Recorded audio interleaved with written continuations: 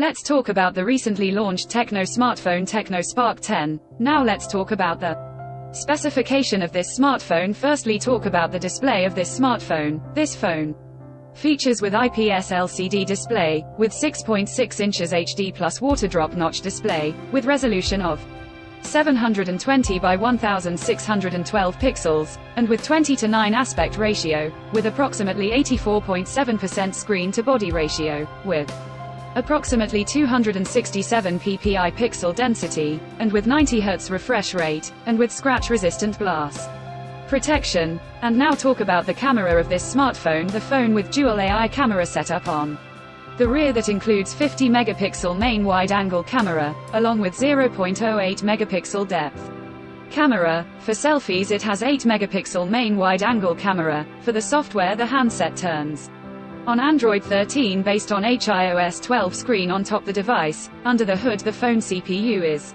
octa-core, powered by MediaTek Helio G37 chipset, paired with PowerVR GE 8320 GPU. In terms of storage, the phone plugs with 4 GB of LPDDR4X RAM, with 4 GB extended RAM through memory fusion technology, and 128 GB of eMMC 5.1 onboard storage, which is further expandable through dedicated micro SD card slot. The physical dimensions of the smartphone measures at 163.9 by 75.4 by 8.4 millimeters, and it weighs around 202 grams, and the color options Meta Blue, Meta Black, Meta White, Magic Skin colors to see in this phone, and the device comes backed by a massive 5000 mAh battery, with 18-watt fast charging support. Additionally, the phone also feature side-mounted fingerprint sensor for biometric authentication, with AI Face Unlock. The connectivity